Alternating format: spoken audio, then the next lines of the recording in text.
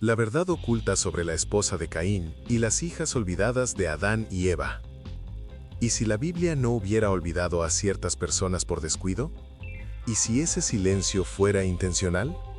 ¿Y si el primer asesinato de la historia humana no solo hubiera marcado a un hombre, sino que hubiera sepultado la memoria de toda una generación de mujeres? Mujeres sin nombre, sin voz, reducidas a una sola pregunta inquietante que atraviesa los siglos. ¿De dónde salió la esposa de Caín? Porque Caín no vivió solo. La Escritura dice que tuvo hijos, que fundó una ciudad, que construyó una vida más allá del Edén. Eso implica compañía, intimidad, familia. Entonces, ¿por qué el texto bíblico se vuelve tan discreto justo cuando las preguntas se vuelven incómodas? Esta historia no trata solo de un matrimonio misterioso. Trata de las hijas de Adán y Eva, mujeres reales que vivieron, amaron, sufrieron y desaparecieron del relato. Y cuando empezamos a escucharlas en el silencio del texto, Génesis ya no se lee igual. Antes del crimen, antes del exilio y de la tierra maldita, existía algo muy concreto: una familia. No un símbolo, no una alegoría, sino un hombre y una mujer aprendiendo a ser padres en un mundo que nadie había habitado antes. Adán y Eva no tenían modelos, no había tradiciones ni abuelos que aconsejaran. Cada nacimiento era una sorpresa absoluta. El texto bíblico menciona a Caín, luego a Abel, y después deja caer una frase que solemos pasar por alto. Tuvieron otros hijos e hijas. Hijas sin nombre, sin historia registrada, sin palabras propias. Ese vacío debería incomodarnos. Mientras los nombres de Caín y Abel se repiten generación tras generación, sus hermanas quedan relegadas a la sombra.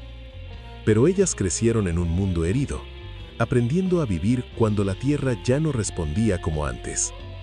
Ellas vieron el cansancio en los ojos de Adán y la culpa persistente en el corazón de Eva. Fueron testigos de emociones nuevas: celos, miedo, ira. Y un día, lo impensable ocurrió. Un hermano mató a otro. La primera muerte humana no ocurrió en una guerra, sino dentro de una familia. ¿Cómo procesaron eso esas hijas? ¿Lloraron en silencio mientras la historia se enfocaba solo en los hombres? Caín no se desvaneció tras el crimen. Se fue con recuerdos, habilidades y vínculos. Alguien caminó con él. Pensarlo incomoda. ¿De verdad creemos que la primera mujer en casarse no merecía un nombre? ¿O será que su historia era demasiado compleja para ser conservada? Aquí surge la pregunta que muchos evitan. Si Adán y Eva fueron los primeros seres humanos y Caín tuvo esposa, ¿quién era ella? No había pueblos ocultos ni civilizaciones paralelas. La humanidad era una familia. Eso nos lleva a una conclusión difícil. Aquella mujer era una hija de Adán y Eva. Al salir Caín al exilio, el texto sigue sus pasos, pero no los de ella. Esa ausencia sugiere algo inquietante. Tal vez estas mujeres no fueron olvidadas por irrelevantes, sino porque su existencia cambia la manera en que entendemos el origen de la humanidad.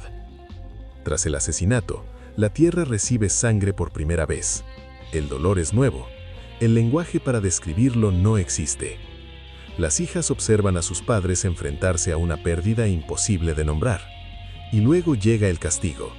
Caín no muere, es desterrado. El exilio no es solo castigo para él, es una herida para todos. Caín teme ser atacado, aunque la población humana aún es mínima. ¿De quién huye? ¿Por qué ese miedo tan profundo? Aún así, más adelante construirá una ciudad. Eso requiere gente, futuro, esperanza. Y ahí reaparece ella, la mujer sin nombre. No fue arrastrada ni obligada. Ella eligió acompañarlo. Eligió caminar con el primer asesino, con el primer maldito. ¿Por qué? ¿Amor? ¿Miedo? ¿Supervivencia? ¿Lealtad? Quizás todo a la vez. Si era hija de Adán y Eva, su decisión rompió algo más que una norma. Fue una fractura emocional. Una hija alejándose de unos padres devastados. Una hermana marchándose con el responsable de la primera muerte. ¿Qué sintió Eva al ver partir a una hija junto al hijo que había matado a otro? El castigo de Caín se extendió a quienes lo amaban. Y aún así, Dios lo protege, lo marca para que no sea destruido.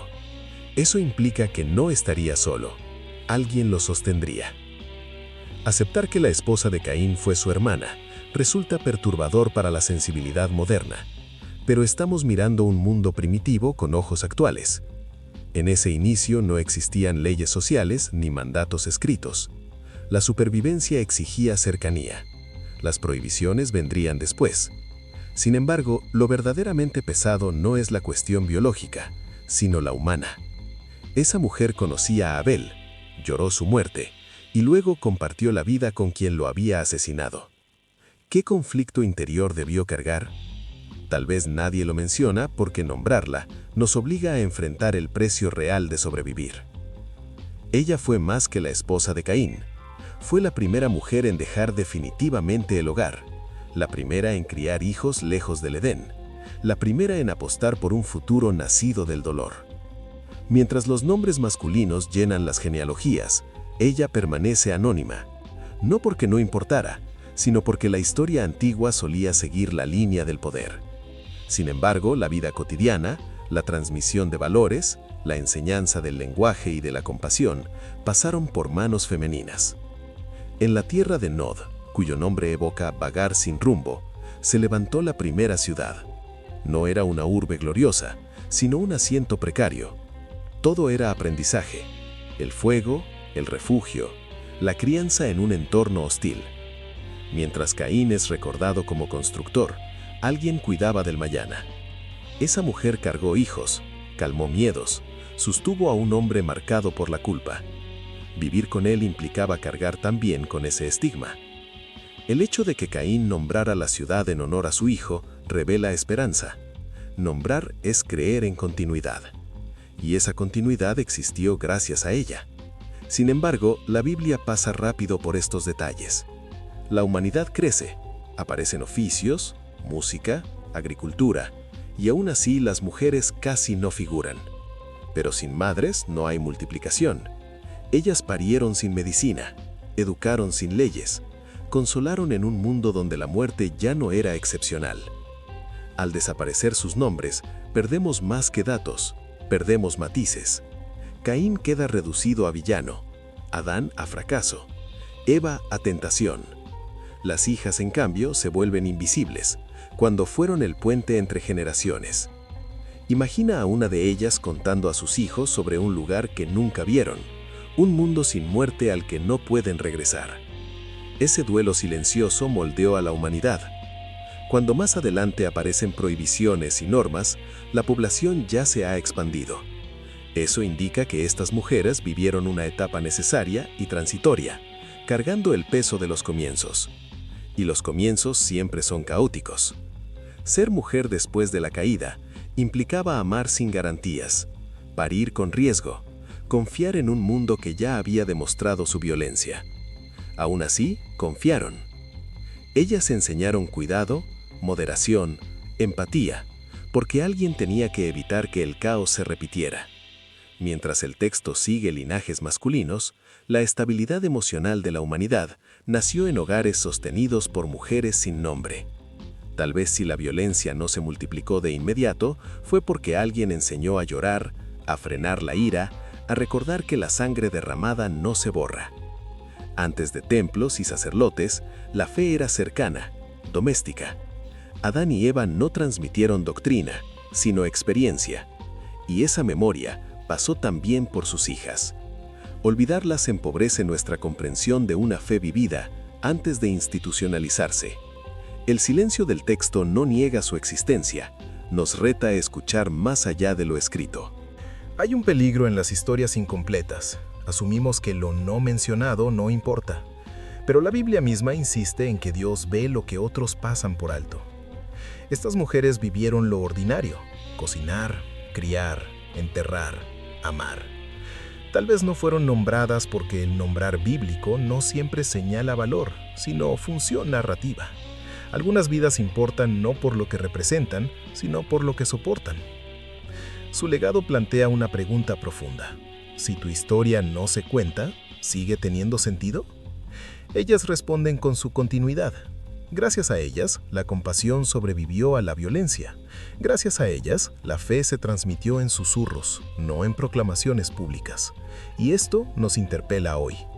Muchas vidas significativas nunca serán registradas. Muchas renuncias ocurren en silencio. Leer Génesis sin tenerlas en cuenta endurece el relato. Se vuelve mecánico, legalista. Pero Dios no solo juzga, acompaña. Caín no sobrevivió aislado. Su historia oscura dependió de alguien que decidió quedarse, construir y esperar. Si ella no hubiera ido, no habría ciudad ni descendencia. Incluso las líneas más sombrías descansan sobre la resistencia femenina.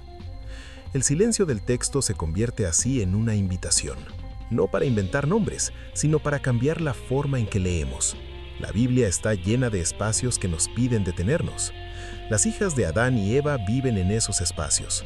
Nos obligan a preguntarnos qué valoramos, lo público o lo fiel, lo registrado o lo vivido. Ellas no fueron profetisas ni líderes visibles, pero sostuvieron la verdad en la vida diaria. No fueron sacerdotisas, pero practicaron la fe. Y al recordarlas, comprendemos algo esencial. No hace falta ser famoso para ser significativo.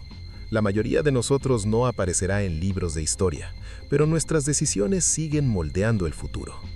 Cada comunidad tiene héroes silenciosos, personas que mantienen todo unido sin reconocimiento. Las hijas de Adán y Eva son un reflejo eterno de esa realidad. Nos invitan a mirar a quienes influyen desde la resistencia, no desde la gloria. La línea de Caín sobrevivió gracias a mujeres que caminaron con él. Sin ellas, la humanidad no habría pasado del trauma inicial. Al final, lo que permanece no son solo nombres o genealogías, sino amor y perseverancia.